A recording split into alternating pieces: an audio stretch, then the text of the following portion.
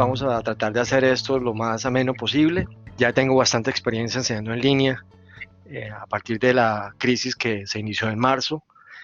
Nuestras clases, yo soy catedrático en el London School of Economics, en la Escuela de Economía de Londres. Creo que ustedes ya leyeron mi perfil. Se iniciaron las clases en línea y de igual manera dicté mi cátedra, terminé la cátedra anual en línea en LSI este año y también dicté mi cátedra en Singapur en línea. Y me encantaría compartirles algunas de las cosas que he escrito. Soy experto en política exterior de Estados Unidos y política exterior china, y de igual manera trabajo en política exterior latinoamericana. Este fue un libro que escribí en el 2017, el 2018, un libro sobre gobernanza mundial en política exterior. eh, y después también escribí un libro sobre China y América Latina. Como ustedes saben, en Perú la relación con China es súper importante. Efectivamente, por la importación de metales, el cobre, China es supremamente importante para América Latina y bueno, más adelante les hablaré del tema y obviamente me encantaría poder también saber un poco más de lo que ustedes piensan. Como ustedes pueden ver ahí hay un mapa que aparece conectando América Latina con China. El mapa no va exactamente a Perú, creo que es como a Bolivia, pero es súper interesante esta relación que existe entre los dos, entre las dos regiones. Eh, También escribo sobre infraestructura. Este es un artículo que escribí que ustedes van a tener que leer para el miércoles sobre el Banco de Desarrollo de Infraestructura, el Asian Infrastructure Investment Bank, que obviamente es supremamente importante eh, y que tiene un impacto muy importante para la región. Y también ustedes verán mi argumento del problema del liderazgo en la región y sobre todo de nuestra tendencia de hacer todo un poco a destiempo. Yo le digo de mañana syndrome, el síndrome de mañana. Y eso es algo que yo argumento en este artículo en particular. Y espero que lo disfruten. De igual manera, he escrito sobre geopolítica. Uno de los estudios que publiqué hace poco fue sobre China en Panamá, eh, una parte muy importante geopolíticamente, porque como ustedes saben, la región de Panamá con el canal tiene uno de los lugares geopolíticos más importantes del mundo, y esto ha sido clave. Este artículo se publicó a finales del año pasado, todo antes del COVID. Y obviamente, pues la situación sigue avanzando, pero en este momento hay más tensiones entre China y Estados Unidos, que también han afectado la relación de China con la región, etcétera. Entonces es importante ver también todo esto. Eh, Sobre desarrollo, me interesa muchísimo. Aquí ustedes ven este último libro que salió este año sobre la nueva asistencia de desarrollo, sobre todo mirando a los países del sur global.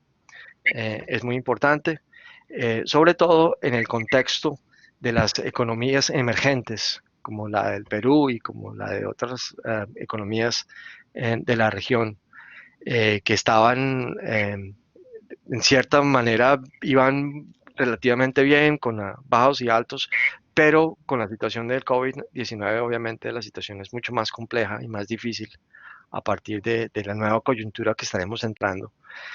También un artículo que salió sobre banca sostenible, el rol de las multilaterales en la banca sostenible. Este salió publicado eh, unas semanas antes de la crisis, ya había comenzado la pandemia en China. Y una semana después de que empezó la crisis, publiqué mi último libro, eh, que se llama La política económica de China y América Latina, que se enfoca específicamente en el Banco de Infraestructura e Inversión, que es un banco que está basado en China, que es un banco que compite de cierta manera con el Banco Mundial. Como ustedes saben, la mayoría de ustedes conoce y han escuchado sobre el Banco Mundial. En este momento, el Banco Mundial aparece como un actor muy importante. De igual manera, en los últimos días se ha hablado muchísimo del Banco Interamericano de Desarrollo, porque el presidente Trump quiere que uno de los líderes, quiere que el líder del Banco Interamericano de Desarrollo, del BID, sea un norteamericano. Y entonces eso ha sido súper tenso también. Creo que algunos de ustedes lo habrán seguido en las noticias. El otro banco de desarrollo de la región es CAF, eh, que ustedes tendrán la oportunidad de conocer al expresidente Enrique García. El presidente actual es peruano. Y entonces me imagino que ustedes han escuchado muchísimo también de ese particular banco. Es muy importante en esta coyuntura de liderazgo, lo de los bancos de desarrollo es clave, porque realmente nadie más tiene la plata en este momento para poder salir adelante en el lío en el que estamos. No solamente en América Latina, sino en Europa. Y tenemos una crisis de liderazgo supremamente fuerte, como ustedes lo pueden haber visto en los últimos meses, semanas. La mayoría de ustedes crecieron con un mapa así. Díganme esto si están de acuerdo. La mayoría de ustedes. Totalmente, ¿verdad? Entonces, cuando yo crecí, yo también, igual que ustedes, yo nací en Bogotá. Y claro, es lo que vimos, ¿no? La perspectiva atlántica. Yo nací en Colombia, entonces para mí el mundo era de esta manera, siempre lo vi de esa manera. Esta perspectiva es una perspectiva supremamente transatlántica. Básicamente el centro del mundo, como ustedes se pueden dar cuenta, es donde yo estoy en este momento. Los británicos no solamente se creen el centro del mundo, sino que técnicamente, en términos horarios, por lo menos lo son. Eh, Greenwich. Greenwich queda más o menos a unos 5 kilómetros de acá. Yo no estoy lejos del lugar cero, donde es la hora cero. Súper interesante también. Y este mapa es muy europeo, ¿no? Una visión totalmente transatlántica. Y lo más interesante ver cuando uno empieza a coleccionar mapas es que esa visión transatlántica es solamente una visión del mundo que no existe en todas partes. El siguiente mapa que les voy a mostrar es exactamente a lo que me estoy tratando de referir.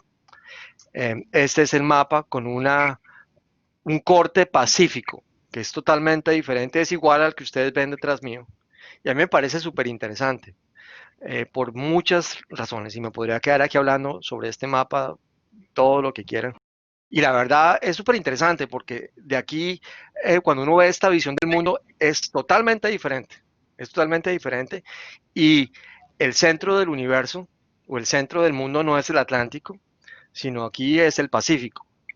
De hecho, en esta visión pacífica, interesante que Perú tenga una visión del mundo tan atlántica, siendo que Perú es un país pues un país no transatlántico, ¿no?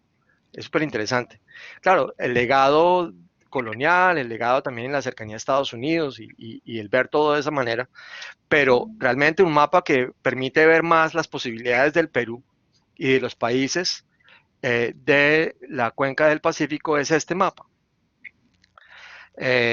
Claro, lo que dice Gino es muy cierto.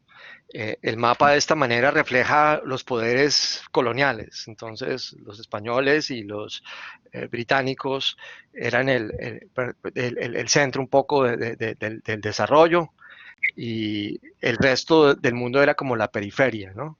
Como lo decía anteriormente. Pero en un mundo cambiante como en el que vivimos ahora, este es mucho más, refleja mucho más la realidad de la situación del siglo XXI en la que nos encontramos hoy en día. Este es el mapa que ustedes van a encontrar en Asia, no ver otro mapa. Estos son los mapas que se compran en Asia. En algunos países, por ejemplo, en India, cuando yo estuve en India hace poquito, terminé mis reuniones y después de mis reuniones fui a comprar un mapa y obviamente el mapa que compré fue un mapa totalmente transatlántico, porque el mapa, obviamente aquí enfatiza el legado colonial del Reino Unido con India, etcétera. Entonces es súper interesante. Entonces, cuando tengan la oportunidad, me gustaría que lo vieran con cuidado. Y Sobre todo que se fijaran en Perú. La mayoría de ustedes en este momento está en Lima, creo, y por eso creo que es una oportunidad interesante de ver el contexto de Perú. Obviamente, ustedes tienen un énfasis que es muy interesante y único, que de hecho, si ustedes alguna vez han estado en Colombia o si piensan ir a Colombia, generalmente Colombia no hace publicidad del Pacífico porque lo tiene muy subdesarrollado, súper mal desarrollado y lo tiene muy descuidado. Entonces el énfasis siempre de Colombia ha sido el Atlántico. Entonces está Cartagena, San Andrés, todas esas ciudades a las cuales siempre el colombiano habla, pero el Pacífico totalmente descuidado. Mientras que países como Perú, Ecuador y Chile obviamente no tienen otra alternativa y tienen un énfasis mucho más importante en esa parte. Los países otros que tienen acceso a los dos lugares, México, por ejemplo, es un país que siempre le ha dado importancia al Pacífico. eh, Precisamente históricamente fue muy importante, los galeones que venían desde las Filipinas, españoles, con intercambio de plata durante la colonia. Entonces, para eso, eso ha sido supremamente importante. Otros países como Costa Rica han descuidado el Pacífico, le han dado más importancia al Atlántico y ese ha sido el caso también de otros países en la región. Panamá, obviamente, por la importancia de su canal, le ha dado un énfasis muy importante a las dos regiones. Obviamente, para ellos comunicar los dos lugares es supremamente importante y además es una comunicación bastante rápida, no solo por el canal, pero si uno está en Panamá, uno puede ir en autopista supremamente rápido de un lugar a otro y eso es súper interesante. Pero el contexto aquí es muy interesante porque todo lo que está pasando en Asia tiene un impacto muy importante. Entonces, para mí, el ver la cercanía con Asia tiene una influencia importante en mi investigación, en mi agenda de investigación. Creo que eso determina mucho de los cambios del mundo actual, de los cambios que están pasando rápidamente y que obviamente, inclusive de los impactos que hemos tenido. Como por ejemplo ustedes lo han visto con el COVID que se inició en China. De todas maneras, el impacto mundial es bastante fuerte. Bueno, suficiente sobre el mapa, espero que puedan ver uno pronto y de igual manera creo que valdría la pena aquellos que no lo han detenido, se han detenido a verlo bien, lo puedan ver con calma. Eh, bueno, siempre hablamos de América Latina y yo quisiera preguntarles a ustedes cuántos países son en América Latina, porque la gente realmente no tiene tampoco claridad. Y desde un punto de vista teórico, nosotros incluimos el Caribe también, pero la gente tampoco tiene claridad de cuántos países. Son 33 países en general. Hay otras islas que le pertenecen a las potencias europeas, entonces yo no los cuento a ellos, pero es súper interesante. Por ejemplo, ustedes ven aquí el mapa de Sudamérica, que es un mapa, bueno, creo que el corte de acá es el corte atlántico, y ustedes ven a Brasil, y es súper interesante. ¿Ustedes saben cuál es el país más poderoso que tiene límites con Brasil? ¿Saben cuál país es? El país más poderoso que tiene límites con Brasil. No es Colombia, no es Bolivia, lo siento, pero no es Perú, no es Paraguay ni Uruguay, no es Venezuela, sino es Francia. Y súper interesante porque además de todo, exactamente, la Guyana francesa, ustedes ven ahí en el mapa, eh, Cayenne, la capital de la Guyana francesa. Inclusive el vuelo de Cayenne a París es el vuelo doméstico más largo del mundo, porque la Guyana francesa es un prefectorado de Francia, el equivalente como a un estado, más o menos. Entonces es súper interesante. De hecho, una pregunta al servicio diplomático que existía hasta hace unos años en el servicio diplomático suizo era precisamente esa: ¿qué país es el país más grande que tiene límites con Francia? Y la respuesta era Brasil, el país más grande con límites con Francia. Entonces es súper interesante y obviamente refleja toda una realidad colonial que ha tenido muchísima influencia a través de los años. Son 33 países, aquí los tienen a todos listados. Los menciono para que tengamos en cuenta la importancia de estos países. Volveré a hablar de ellos en el contexto de China, Estados Unidos y eh, el miércoles. Pero es interesante, sobre todo en términos de lo que está pasando actualmente. Por LAC es Latin America and the Caribbean. Esa es la sigla que nosotros utilizamos. Creo que en español es ALC, América Latina y el Caribe. Eh, de esos 33 países, 24 tienen relación diplomática con China y 9 no la tienen. Es interesante ver la geopolítica, por ejemplo, del BID, en donde eh, Trump ahora quiere que el presidente del banco sea un norteamericano y no sea alguien de estos países. Es algo súper interesante al cual le podemos preguntar también al presidente García cuando lo veamos el miércoles. Esos 33 países han sido claves. Yo quisiera hablar brevemente de lo que está pasando en este momento porque es como el elefante en el cuarto. Lo de la pandemia ha sido supremamente difícil. Va a ser mucho más complicado salir de esto también, pero es importante en la coyuntura del liderazgo de lo que estamos hablando. Y bueno, obviamente para la realidad del contexto doméstico de la mayoría de las personas en América Latina, pues obviamente lo ven diariamente, pero los medios de comunicación han ignorado muchísimo, sobre todo en Europa y en Estados Unidos, lo que está pasando en América Latina. Y sin darse cuenta que los peores brotes de la pandemia están en la región y me temo que lo peor está por venir. Vamos a ver qué pasa. Pero la Organización Mundial de la Salud se ha referido a la región como el nuevo epicentro mundial de la pandemia. Entonces es súper complicado. Y obviamente usted sabe, en el caso de Brasil ha sido súper difícil. Yo llevo la cuenta, precisamente porque hablo con los medios de comunicación, entonces me están preguntando la cuenta, obviamente oficial, que la lleva la Organización Panamericana de la Salud en Washington. Y la última cuenta que hice fue el 9 de julio, aunque hay una cuenta nueva porque la hacen todos los días de semana, pero el número acumulado de casos en América Latina en los 33 países que mencioné, estos 33 países, es 3.062.936 y 135.100 muertos eh, el 9 de julio del 2020. Yo creo que las cifras son mucho más altas, por ejemplo, eh, porque algunos de los países no son transparentes y no dan cifras, yo creo que acertadas. Yo sospecho muchas de cifras que no son realmente diciendo la verdad de lo que está pasando, sobre todo cuando eh, países como, por ejemplo, Venezuela, que aparece acá, en donde el número de muertes es 75. Me cuesta trabajo creerlo, para serles honesto. Pero Brasil sí tiene una de las cifras de mortalidad más altas y expertos en la Universidad de Washington están preocupadísimos porque ellos piensan que a principios de agosto de 2020 este número podría ascender a 125.000 muertos. No estamos tan lejos de allá. Brasil ya tiene 67.964 al jueves pasado y los números siguen avanzando de una manera increíble y rápida. Entonces es súper complicado.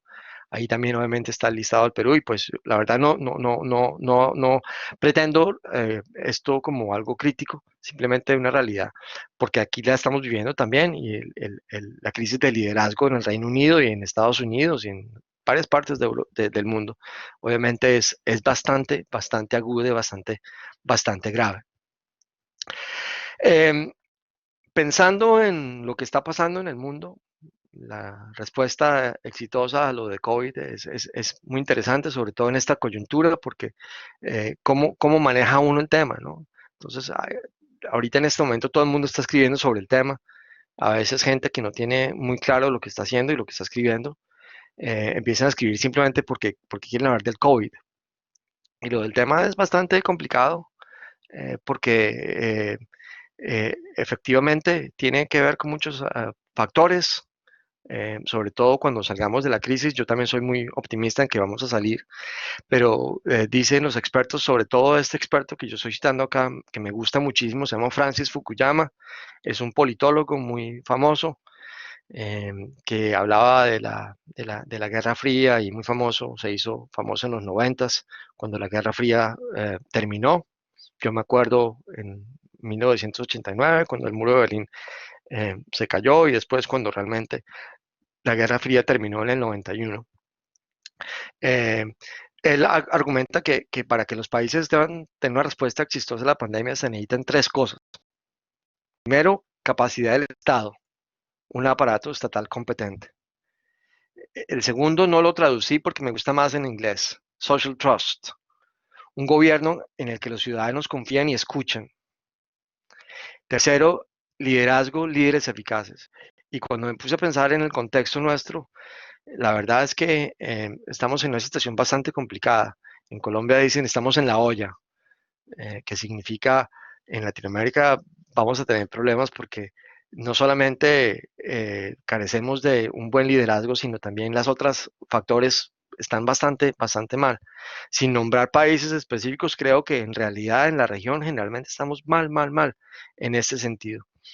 Algunos países lo han hecho mejor que otros, por eso también es importante destacar los buenos ejemplos a seguir, ¿no? En el término de liderazgo, que también puedan traernos a nosotros como un ejemplo de lo que se podría hacer, lo que se podría lograr. En ese sentido, un ejemplo clave ha sido, y me voy a regresar aquí a esta diapositiva, el caso de Uruguay, que aunque no es el más bajo acá, ellos, la información que reportan creo que es acertada, y han tenido un liderazgo bastante interesante en ese sentido. Entonces yo quisiera que de pronto ustedes vieran lo que está pasando ahí en Uruguay. Ha sido súper interesante también, eh, de un líder, un país que está emergiendo como el líder de los otros países en la región. Claro, un tamaño mucho más pequeño que otros países, sin embargo, un ejemplo de claridad y de liderazgo para no solamente la región, sino para todo el mundo. Entonces, eso es muy importante, me gustaría que pensaran en el tema. Parte del trabajo de grupo que les voy a dar a ustedes es que ustedes por grupo eh, desarrollen un plan en diferentes áreas en términos de aplicación a América Latina. Las áreas se les voy a dar específicamente y ustedes pueden formular cómo sería el plan que proponen. Obviamente no van a tener mucho tiempo y las variables van a ser muy específicas. Tecnología, una de ellas, educación, pueden usar casos específicos, sostenibilidad y todo.